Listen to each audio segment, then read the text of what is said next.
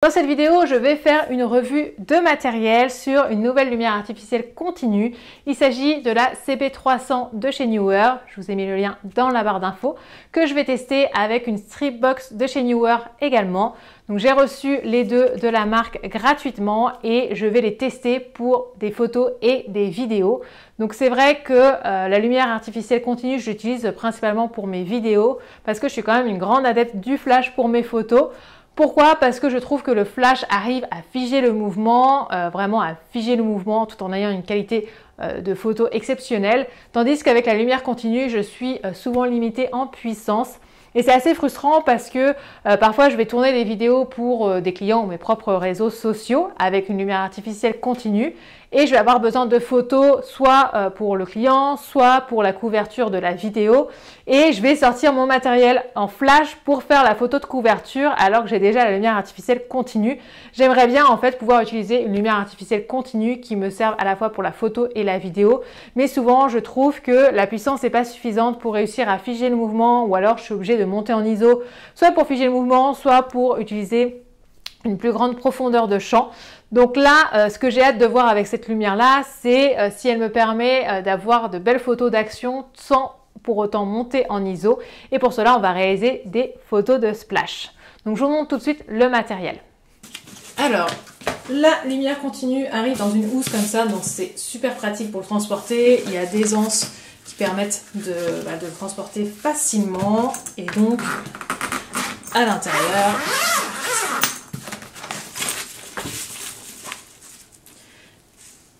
ici, on peut ouvrir. On a une pochette avec les modes d'emploi. Et tout est bien calé en sécurité. On va avoir le cordon d'alimentation, la lampe,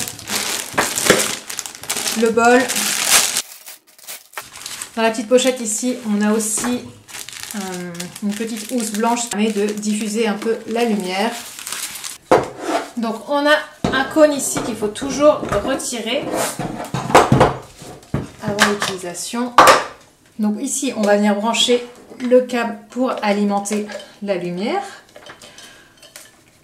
On a plusieurs boutons qui vont nous servir à faire les différents réglages. On peut aussi télécharger l'application sur smartphone pour régler la lumière directement depuis le téléphone.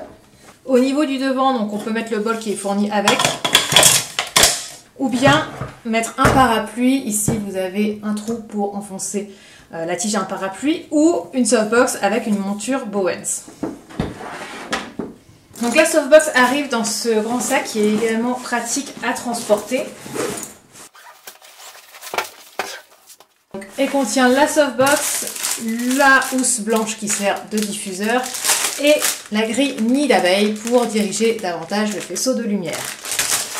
Alors pour la fixer, j'utilise un pied de chez Neewer. Je tourne la petite vis ici. Et une fois que c'est enclenché, je tourne la vis jusqu'à ce que ce soit bien bloqué. Donc je peux, en tournant la molette ici, incliner la lumière vers le bas ou vers le haut. Une fois que j'ai mon orientation, je tourne la vis pour bloquer la position. Et on va maintenant mettre la softbox.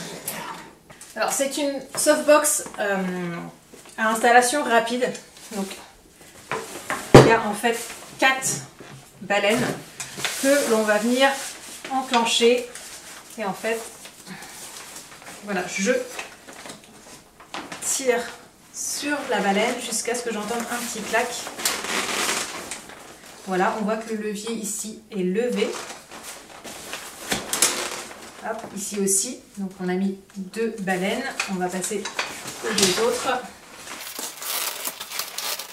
Derrière la softbox, il y a une petite vis ici qui sert à en fait faire pivoter, faire tourner la monture Bowens. Donc je la fais tourner de façon à ce qu'elle soit bien positionnée avec la lumière. Une fois que j'ai le clac de la lumière, je mets la softbox bien droite et je visse la vis pour qu'elle ne tourne pas.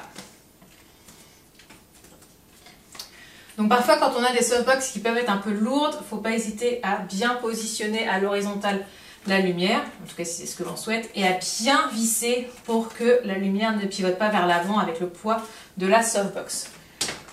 Donc là, ce qu'il reste à faire, c'est à mettre les couches de diffusion. Donc on a une première couche intérieure qui va venir se scratcher à cet endroit-là.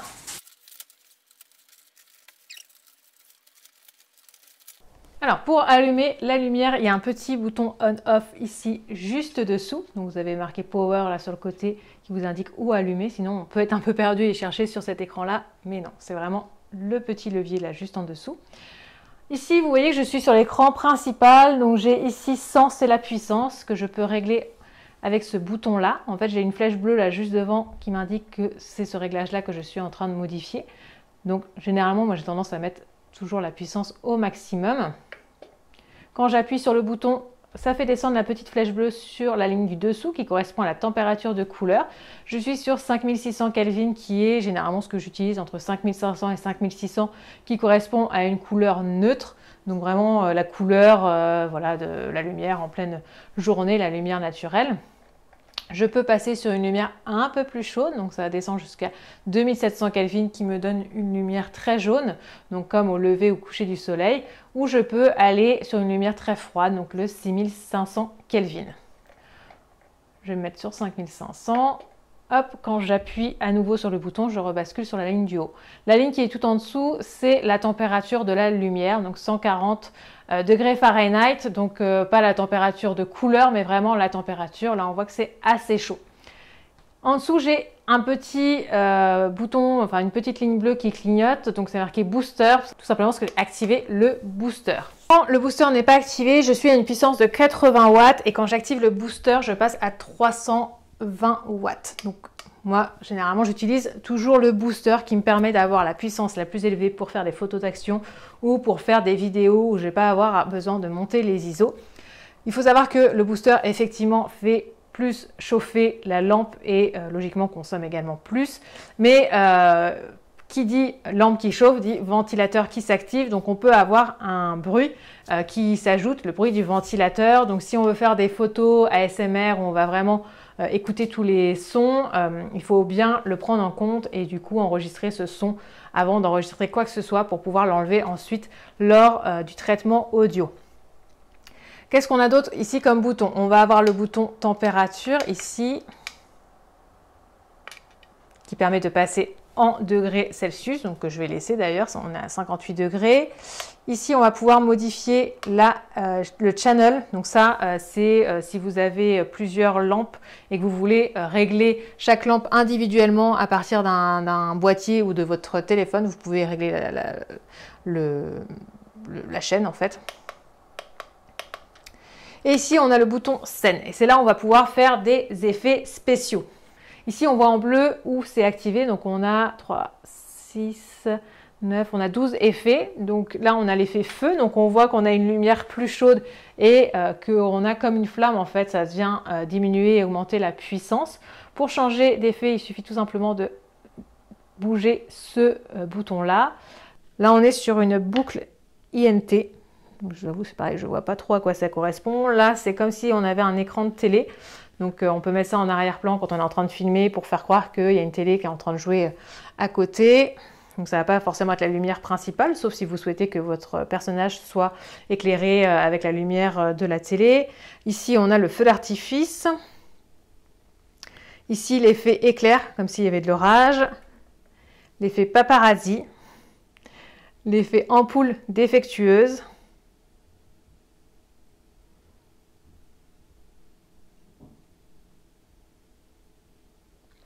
L'effet explosion, l'effet soudage, ça fait un peu mal aux yeux, l'effet d'éclair, l'effet d'impulsion CCT, l'effet boucle CCT. Je vous avoue, je ne sais pas à quoi ça correspond. Moi, je vois d'intéressant peut-être la flamme, comme une flamme de bougie. Mais sinon, ce n'est pas forcément des choses que je vais utiliser. Mais voilà, en fonction du type de vidéo que vous voulez réaliser, ça peut être intéressant. Donc ça, bien sûr, c'est uniquement pour de la vidéo. Ce n'est pas des choses qu'on va utiliser en photo.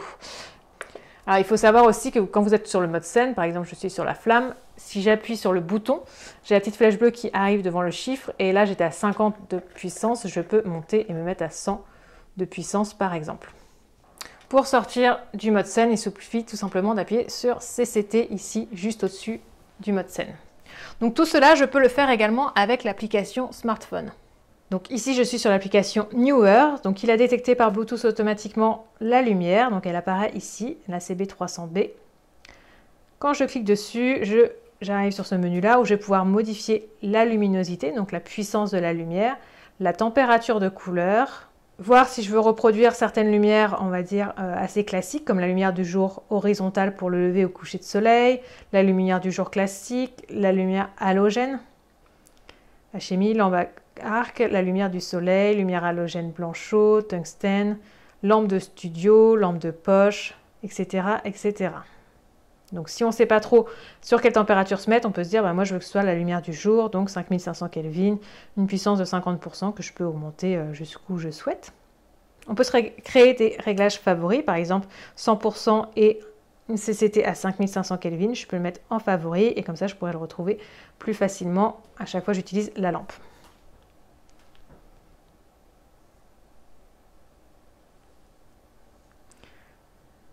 Donc je peux vérifier en source match en le mettant sur mon produit, voir la lumière, ce que cela donne, à quelle température je suis, par exemple. Donc je peux regarder une scène éclairée avec la lumière naturelle ou une autre lumière artificielle et il va m'indiquer en haut quelle température de couleur est cette lumière, ce qui va me permettre de reproduire cette lumière-là avec la lumière de chez Newer. Donc après, j'ai tous les effets spéciaux. Ça permet de faire la même chose que derrière la lampe, mais directement depuis le smartphone, ce qui peut être utile quand on a plusieurs lampes et qu'on veut tout contrôler depuis le téléphone, ou quand on a la lampe qui est dans une softbox où on n'a pas forcément accès au réglage, ça peut être assez pratique également. Alors pour cette photo de splash, j'ai utilisé un fond qui est du plexiglas noir, donc qui va me permettre d'avoir quelque chose de très brillant. En arrière-plan, j'ai un fond vinyle qui vient de chez Pastry and Travel.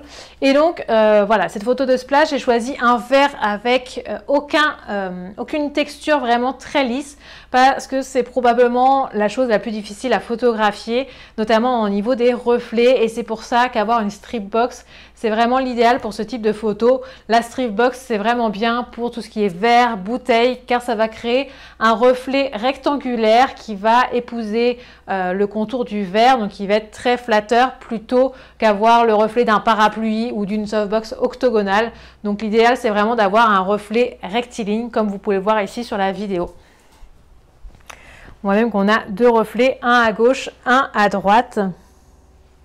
Donc là, je vais prendre mes photos avec un Z6 II, donc qui est un hybride plein format de chez Nikon et un 105 mm 2.8 macro. On va faire une photo de splash. Donc si vous voulez apprendre à faire de la photo de splash, j'ai déjà plusieurs vidéos sur le sujet sur cette chaîne.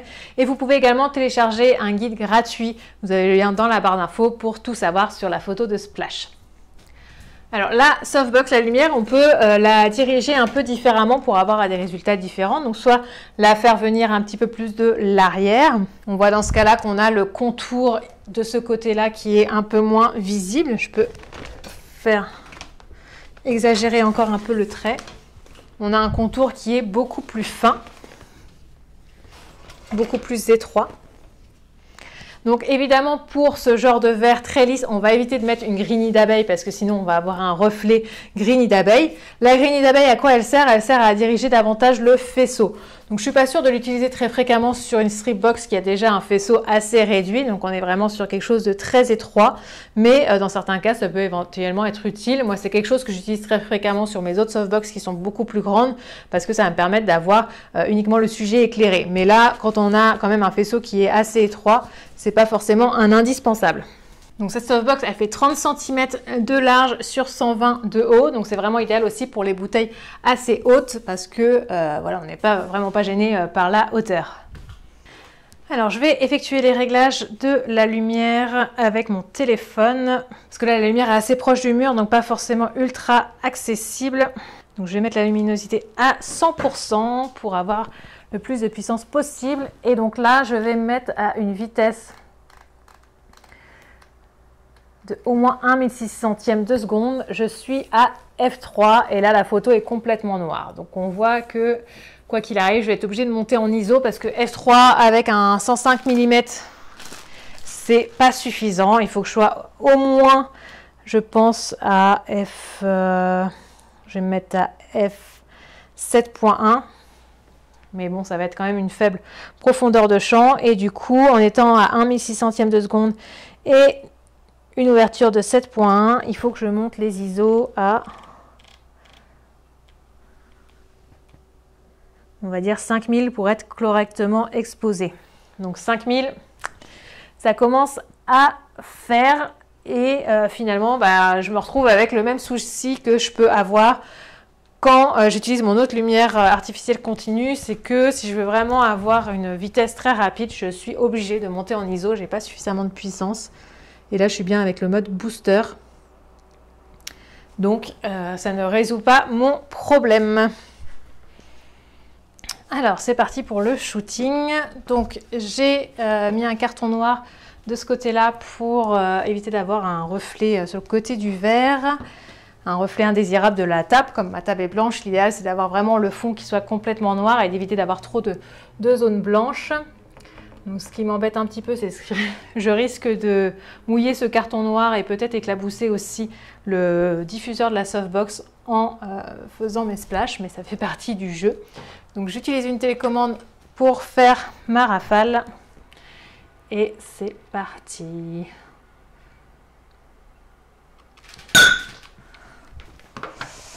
Donc 7.1 ne me permet pas d'avoir l'ensemble du splash qui est net. J'avais fait la mise au point sur le devant du verre, mais il vaut mieux la faire au milieu du verre. C'était ma crainte avec une ouverture de 7.1. C'est un peu juste pour un splash qui va éclabousser de tous les côtés. Mais en même temps, je n'ai pas non plus envie de monter à 15 000 ISO. Donc on recommence. Ça arrive souvent, le glaçon que l'on vise à côté. Le devant du splash est net, mais l'arrière est flou. Donc je vais augmenter l'ouverture. Donc tant pis, je vais être obligée de monter en ISO. Mais je trouve qu'en termes de netteté, c'est pas suffisant. Donc je suis à F13 et du coup à 12 800 ISO. Je vais remettre un petit peu de liquide.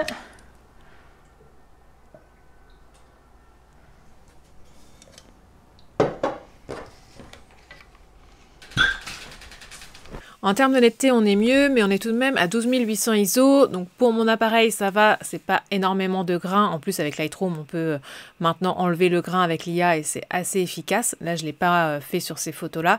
Mais voilà, selon votre appareil, c'est vraiment à prendre en compte. Et vraiment aussi à considérer l'utilisation que vous allez en faire. Si c'est pour les réseaux sociaux, on peut monter en ISO sans que cela soit dérangeant. Mais si c'est pour de l'affichage en grand, là, ça commence à être compliqué. Cette fois-ci, je vais tester la lumière nue, sans softbox et sans le bol, vraiment toute seule telle qu'elle. Donc là, je n'ai pas activé le booster, je l'avais activé tout à l'heure, mais c'est vraiment aveuglant en fait, c'est ultra puissant. Pour des photos où il n'y a pas forcément d'action, il faut vraiment faire attention et je conseillerais de réserver le booster à une utilisation dans une softbox, dans un parapluie, pas en nu parce qu'il faut vraiment faire attention. Ça est très puissant et vraiment limite aveuglant. Donc voilà, je l'ai laissé en 100% mais sans le booster, donc je dois être à 80 watts de puissance. Et donc là, je vais créer une mise en scène vraiment en flat-lay. Donc vue de dessus, avec cette fois-ci un réflexe plein format avec un 24-70 et j'ai ajouté un filtre étoilé pour avoir des étoiles au niveau des reflets comme je vous en avais parlé dans une précédente vidéo. Je vais shooter en mode connecté et donc là on va faire le test, non pas avec une photo d'action mais un petit stop motion parce que l'avantage aussi de la lumière continue, c'est qu'on peut réaliser des vidéos, mais on peut également réaliser des stop motion. Donc c'est entre la vidéo et la photo, puisqu'un stop motion, c'est une succession de photos mises les unes à la suite des autres et qui créent en fait une vidéo. Et l'avantage de la lumière continue, c'est qu'on n'a normalement pas de variation de luminosité, d'exposition, contrairement à ce qu'on peut avoir avec le flash si on ne laisse pas suffisamment le temps au flash de se recharger. Donc on va faire le test et s'assurer que cette lumière n'a pas de variation d'intensité. Je ne l'ai pas précisé, mais au niveau des caractéristiques, elle a un CRI de 97. Donc le CRI, c'est vraiment un indice qui permet de mesurer, on va dire, la fiabilité d'une lumière. Et en fait, plus il est proche de 100, plus il est bon. Donc 97, c'est un très bon CRI. Voilà, là je l'ai laissé sur 5500 Kelvin et je shoot en connecté avec Capture One. Donc je vais faire une première photo, m'assurer que le cadrage est bon, l'exposition est bonne. Donc on voit qu'on a une petite étoile ici qui est ce que je recherchais. Donc là je voulais voir où placer les lunettes pour que ça me convienne. J'ai envie de les placer là et j'aimerais bien avoir aussi un reflet dans les lunettes.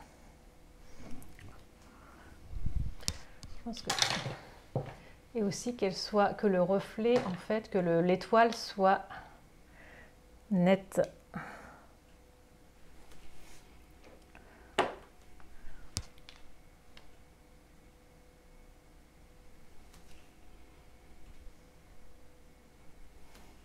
Donc ce que j'aime avec Capture One, c'est qu'on peut shooter en connecté et avoir en direct le résultat, contrairement à Lightroom. Je trouve que c'est vraiment pas...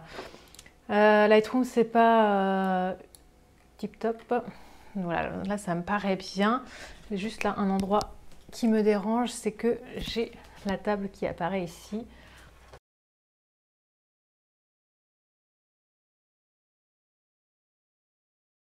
Donc, mon stop motion, ça va être tout simplement, je pense, juste l'ombre d'un feuillage qui va se déplacer. Donc je vais déclencher à chaque fois que je déplace la branche pour faire comme si en fait on avait du vent et qu'on était sous les feuilles de palmier.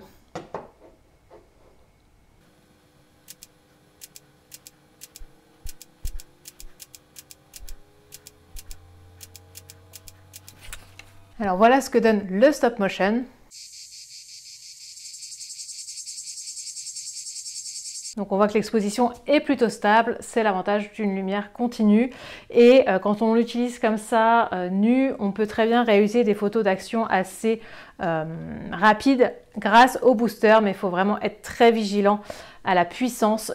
Limite, il faut mettre des lunettes de soleil pour éviter d'être aveuglé. Donc en conclusion, ce que je peux dire de cette lumière continue, c'est qu'elle est assez puissante. Pas autant que j'aimerais pour pouvoir remplacer le flash dans mes photos d'action. Donc elle me permet pas de faire des photos d'action très rapides avec des ISO bas, on l'a vu dans le premier exemple. Mais si on est sur des actions, on va dire, relativement lentes ou des photos sans action où il y a juste une main qui ne bouge pas forcément, c'est parfait. Ça peut vraiment être l'idéal pour combiner à la fois des vidéos et des photos sans avoir à changer l'installation en gardant la même lumière.